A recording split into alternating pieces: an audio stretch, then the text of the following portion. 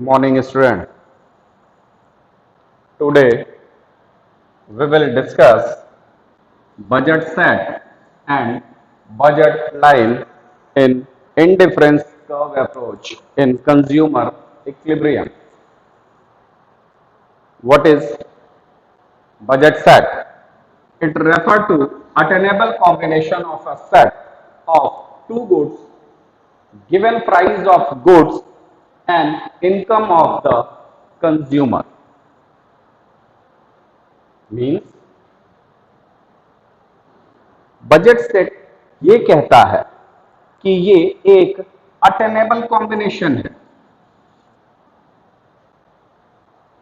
ठीक है, ऐसा कॉम्बिनेशन जिसे हम अटेन कर सके, ठीक है, और वो भी इसका कॉम्बिनेशन है, टू गुड्स का कॉम्बिनेशन है। क्लियर है? ये जो टू गुड्स हैं इनका प्राइस भी दिया होगा और कंज्यूमर की इनकम भी दी होगी, यानी कि कंज्यूमर इनकम और price of two goods is given, और उसमें जो भी एक अटेनेबल कॉम्बिनेशन होगा वही हमारा बजट सेट कहलाएगा। क्लियर है? बजट सेट का इक्वेशन होता है y इज ग्रेटर देन और equal to P1 x1 plus P2 x2। Clear है? यहां पर इसे एक शेड्यूल से आसानी से समझा जा सकता है। यहां पर y इनकम को रेफर करता है या डिनोट करता है। इनकम किसकी? कंज्यूमर की। कंज्यूमर की इनकम 60 रुपीज है। प्राइस ऑफ फर्स्ट गुड की जो कॉस्टिंग आ रही है वो 2 रुपीज पर गुड है, एंड P2 यानी कि प्राइस ऑफ X2 की जो प्राइसिंग है वो 1 रुपीज पर यूनिट है। क्लियर है?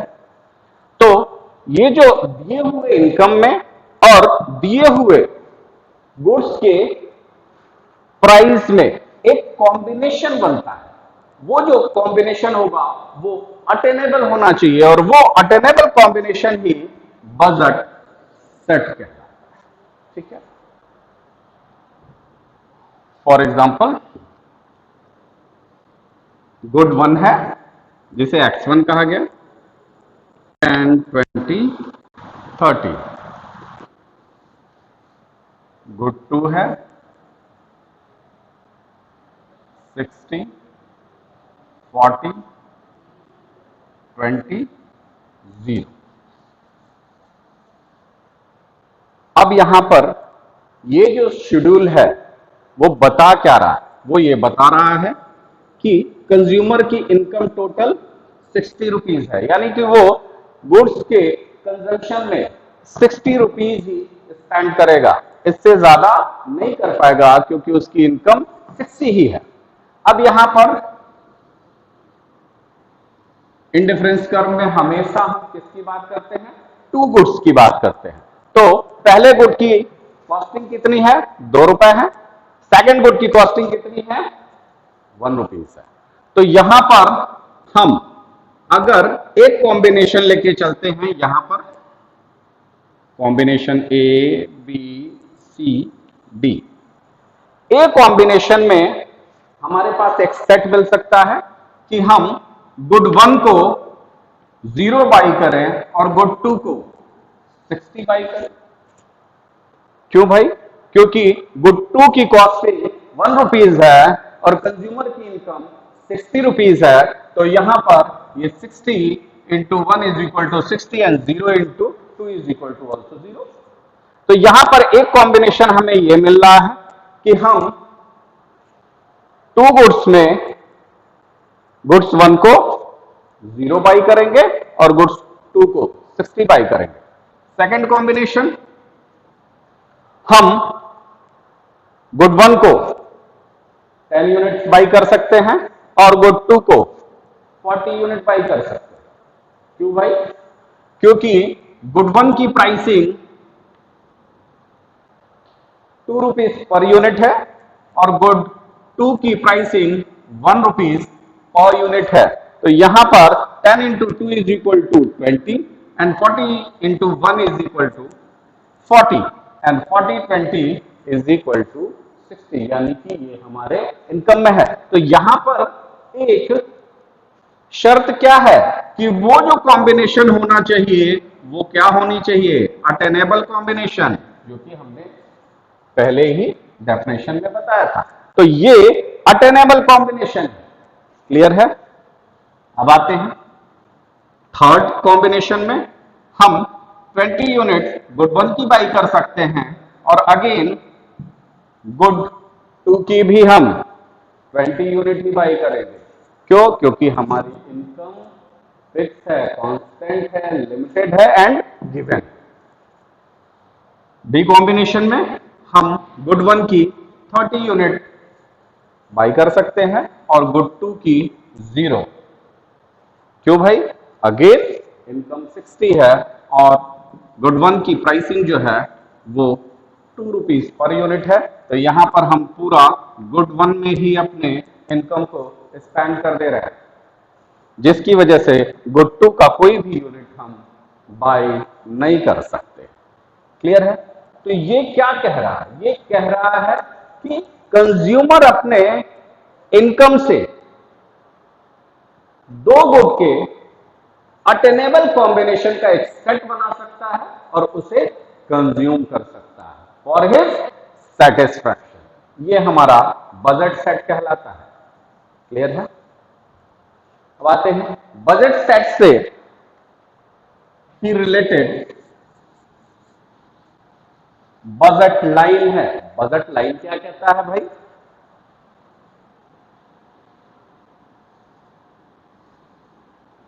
ये x है, ये y है। हमारी कंज्यूमर की जो इनकम है वो क्या है? कांस्टेंट है, फिक्स है, गिवन है। तो अपनी इसी गिवन इनकम से ही कोई भी कंज्यूमर कोई भी गुड्स को बाई कर सकता है। तो ये जो इनकी इनकम गिवन है यानी कि कांस्टेंट है, वो एक्स वाई एक्सिस पे ऐसे स्ट्रेट लाइन होएगा। क्यों स्ट्रेट लाइन होगा? क्योंकि वो कांस्टेंट है। ठीक है, उसमें चेंजेस नहीं आ रहे हैं।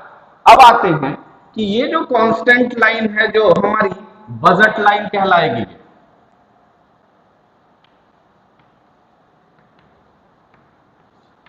अब इस बजट लाइन में अटेनेबल हमें कॉम्बिनेशन लेना है किसका? बजट सेट का।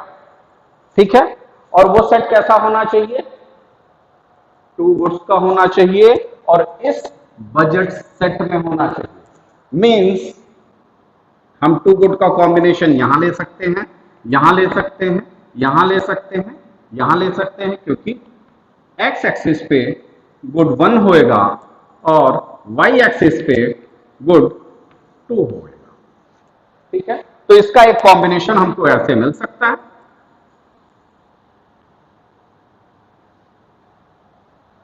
कि हम ए पॉइंट पे गुड बाई का इतना कंज्यूम करेंगे या इतना बाई करेंगे और सॉरी गुड टू का और गुड वन का इतना ही बाई करेंगे। बी कॉम्बिनेशन पे गुड वाई इतना यूनिट बाई करेंगे, गुड टू और गुड वन इतना यूनिट बाई करेंगे। अगेन सी एंड डी पे भी यही होगा। तो अटेनेबल कॉम्बिनेशन क्या कह रहा है? अटेनेबल कॉम्बिनेशन ये कह रहा है कि ये जो हमारी लाइन है जो हमारे इनकम को शो कर रहा है, इस लाइन पे ही हम किसी भी कॉम्बिनेशन को ले सकते हैं। किसका कॉम्बिनेशन लेंगे? टू गुड्स का बाई करने के लिए एक कॉम्बिनेशन ले सकते हैं और इस लाइन पे अगर वो कॉम्बिनेशन होगा तो वो हमारा अटेनेबल कॉम्बिनेशन होगा। इस लाइन के अंदर अगर कोई कॉम्बिनेशन होता है, यहां पर अगर कोई पॉइंट होता है और इतना ही हम कर रहे हैं, तो ये भी हमारा अटेनेबल कॉम्बिनेशन ही होगा। क्लियर है? बट अगर कोई पॉइंट यहां पर है और ये सेट हमें चाहिए, मींस ऐसा, ये ऐसा, अगर ये सेट हमें मींस कंज्यूमर को अटेन करना होगा, तो क्या वो अटेन कर सकता है? नहीं कर सकता है। क्यों नहीं कर सकता है? क्योंकि बजट लाइन हमारी जो है वो यहीं तक है, यानी कि कंज्यूमर की इनकम जो है वो यहीं तक है, और इस इनकम के बियॉन्ड जाकर वो कोई भी प्रोडक्ट या कोई भी कमोडिटी या कोई भी गुड्स को बाई नहीं कर सकता है, क्योंकि उतने पैसे उसके पास नहीं है। क्लियर है? तो ये जितने भी सेट होते हैं टू गुड्स के, उसे बजट सेट कहते हैं।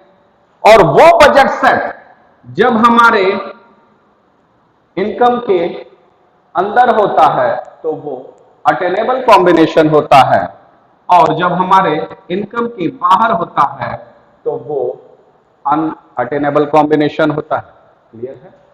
तो यहां पर इसके अंदर जितनी भी कॉम्बिनेशन बन रही है वो बजट सेट कहलाएगा। क्लियर है?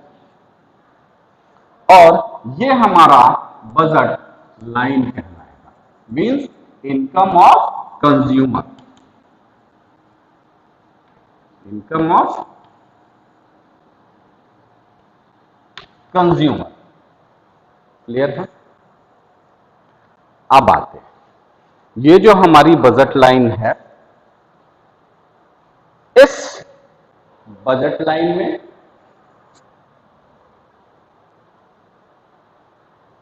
नहीं, एक चीज और इसमें रह गया, उसे भी जस्टिफाई कर लेते हैं। ठीक है?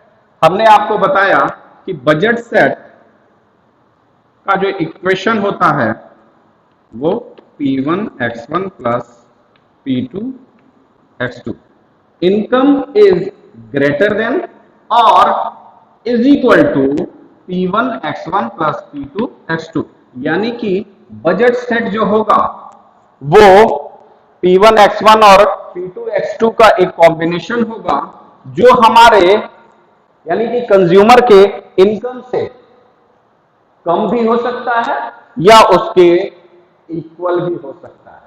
यानी कि इनकम के अंदर जितने भी कॉम्बिनेशन लिए जाएंगे गुड्स के, वो हमारा बजट सेट होगा, या इनकम के बराबर भी जितने कॉम्बिनेशन होंगे टू गुड्स के बाई करने के लिए, वो हमारा बजट सेट कहलाएगा।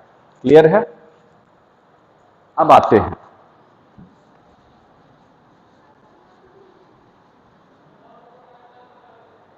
ये जो हमारी बजट लाइन होती है, यानी कि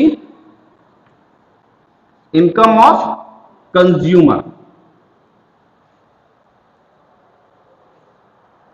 क्या हम इस अटेनेबल अनअटेनेबल कॉम्बिनेशन को हम पा सकते हैं कभी? तो हां, अगर कंज्यूमर की इनकम बढ़ जाए तो बढ़ जाएगा, तो वो इसी प्राइस पे ज्यादा गुड को बाई कर सकता है ना। तो यानी कि जब कंज्यूमर की इनकम की वजह से बजट लाइन राइट शिफ्ट हो जाए,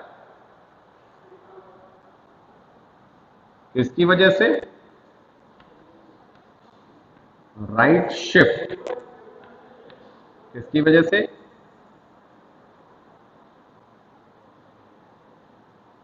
इंक्रीज करने की वजह से, इंक्रीज ऑफ इनकम, तो हमारा अटेनेबल कॉम्बिनेशन का जो सेट होगा वो और बढ़ जाएगा। ठीक है? यानी कि हमारी जो बजट लाइन है वो शिफ्ट कर सकती है। ठीक है? उसकी कंडीशन क्या है? पहली कंडीशन ये है कि इनकम इंक्रीज कर जाए तो हमारी बजट लाइन जो पहले से ए और बी है वो राइट शिफ्ट हो जाए। ठीक है। अगेन एक दूसरा कंडीशन भी आता है कि अगर कंज्यूमर की इनकम कम हो जाए तो ये जो हमारा बजट लाइन है वो क्या होगा? लेफ्ट शिफ्ट हो जाए। और ये जो लेफ्ट शिफ्ट होगा वो क्यों होगा भाई? तो वो डिमिनिश ऑफ इनकम या डिक्रीजिंग ऑफ इनकम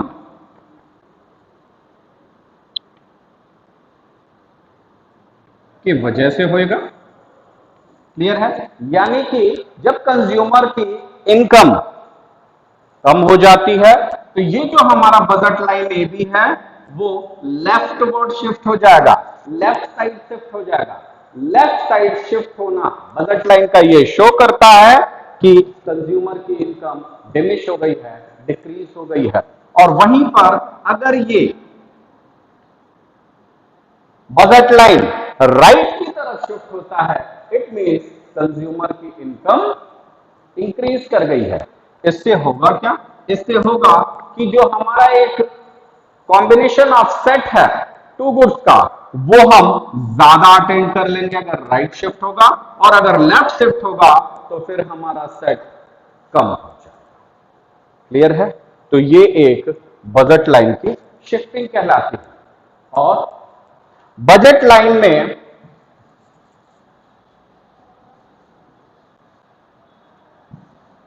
शिफ्टिंग की जगह पे रोटेशन होता है। ठीक है। और रोटेशन ऑफ बजट लाइन ये क्या है भाई? Rotation of budget line x axis y 0। यहां पे ये शो करता है कि ये एक हमारी बजट लाइन है और इस बजट लाइन में एक्स एक्सिस पे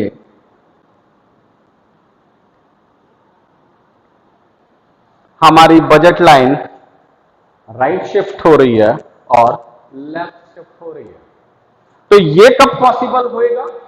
ये तब पॉसिबल होगा जब एक्स एक्सिस पे जो भी गुड हो, गुड 1 मान लेते हैं, वाई पे गुड 2 मान लेते हैं, तो एक्स एक्सिस पे जो गुड 1 होगा उसकी प्राइस अगर डिक्रीज या इंक्रीज कर जाती है, अगर प्राइस डिक्रीज करती है यानी कि प्राइस उसकी कम हो जाती है, तो अगर कंज्यूमर के पास 60 रुपीज ही है और पहले वो गुड 1 को 10 बाई कर रहा था इस 60 रुपीज में, और जब गुड 1 की कॉस्टिंग कम हो जाएगी, प्राइस कम हो जाएगी, तो क्या वो इससे ज्यादा यूनिट को बाई करेगा कि नहीं करेगा? ऑब्वियसली करेगा। तो हमारा जब बजट लाइन एक्स एक्सिस पे राइट शिफ्ट होता है तो इट मीन्स कि एक्स एक्सिस पे जो भी गुड होगा उसकी प्राइस डिक्रीज कर गई है। तो राइट शिफ्ट में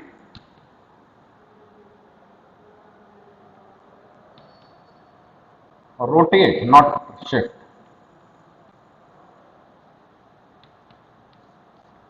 राइट की तरफ रोटेट कब करेगा? अब यहां पर शिफ्टिंग से अलग हो रहा है। रोटेट में राइट रोटेट कब करेगा? जब एक्स एक्सिस पे जो भी गुड होगा उसकी प्राइस क्या करे? डिक्रीज कर जाए। और अगर प्राइस एक्स एक्सिस पे जो होगा वो इंक्रीज कर जाए तो ये जो बजट लाइन है वो लेफ्ट की तरफ शिफ्ट कर जाएगा, लेफ्ट की तरफ रोटेट कर जाएगा। क्लियर है? तो यहां पर प्राइस हाई होने पर किसी एक कमोडिटी का दूसरा वाई एक्सिस पे जो है उसकी प्राइस उतनी ही है, बट एक्स एक्सिस पे जो भी गुड लिया गया है उसकी प्राइस इंक्रीज और डिक्रीज करेगी, तो हमारा बजट लाइन रोटेट करेगा, इधर उधर जाएगा। क्लियर है इसी का? हम वाई एक्सिस पे भी ले लेते हैं। अगर ये हमारी बजट लाइन है और ये बजट लाइन का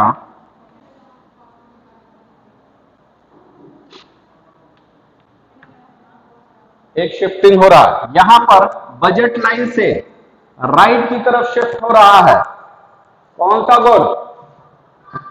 वाई पे जो भी गुड है गुड टू, और बजट लाइन से लेफ्ट की तरफ, ये लेफ्ट है और ये राइट है, यानी कि बजट लाइन से जो बाहर की तरफ जाएगा उसे राइट कहेंगे और बजट लाइन से जो अंदर की तरफ आएगा उसे लेफ्ट कहेंगे। ठीक है, तो यहां पर भी क्या होगा, बजट लाइन से जब हम ज्यादा जाएंगे इट मींस कि यहां पर इसकी राइट रोटेट में गुड टू जो है उसकी प्राइस क्या हुई है, डिक्रीज करी है। जब डिक्रीज करेगा तो ये लाइन राइट की तरफ रोटेट करेगी, और जब प्राइस उसकी इंक्रीज करेगी, प्राइस बढ़ जाएगा, तो हम उसे कम बाई कर पाएंगे, जिसकी वजह से वो लेफ्ट की तरफ रोटेट कर जाएगा। तो ये है बजट लाइन से रिलेटेड कॉन्सेप्ट। क्लियर है? इसे आप कॉपी पे ड्रॉ करके समझिएगा, और उसमें कहीं भी कोई दिक्कत आती है तो मुझसे पूछ सकते हैं। Thank you class.